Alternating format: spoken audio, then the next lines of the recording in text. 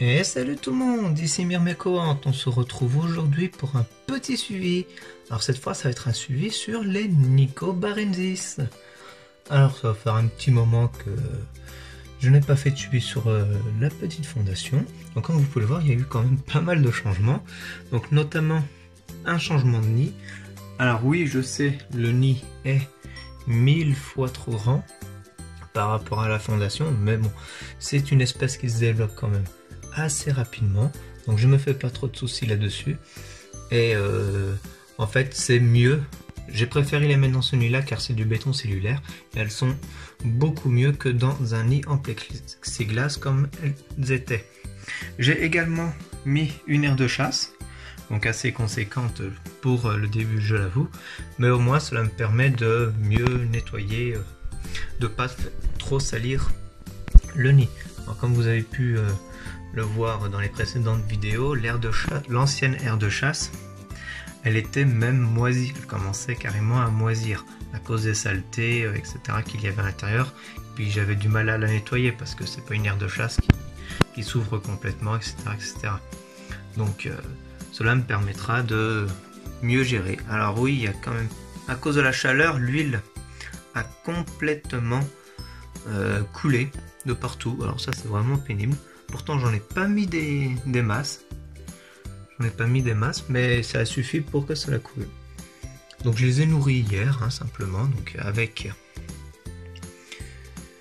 de l'eau sucrée et un reste de jelly.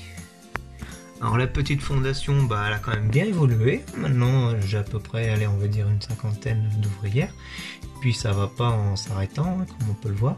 Elles ont bien pris possession du nid, donc ça c'est vraiment super.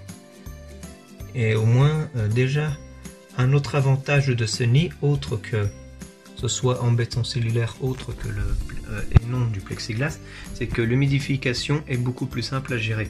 Donc il y a une plus grande réserve d'eau, donc du coup ça reste plus longuement humidifié. Donc là on peut apercevoir les cocons. Voilà, même les grosses larves qui vont sûrement pas tarder à faire leur cocon.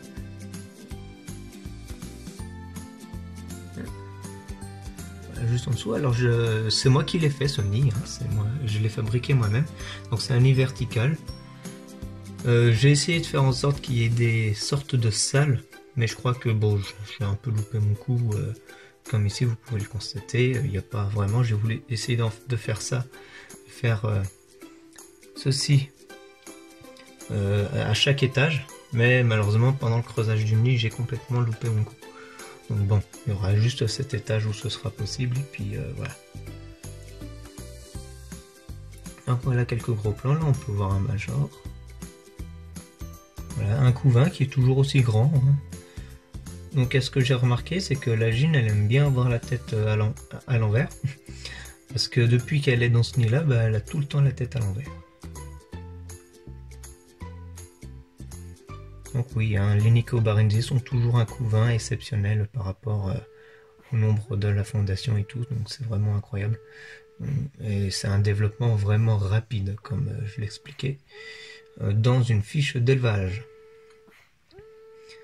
Donc bien sûr, le nid est blindé à la colle de béton cellulaire, vu que c'est une espèce foreuse.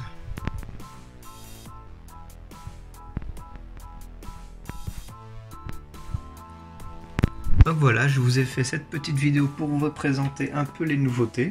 Donc j'espère qu'elle vous aura plu. Donc du coup, j'ai plus qu'à vous dire à la prochaine pour une future vidéo. Ciao tout le monde!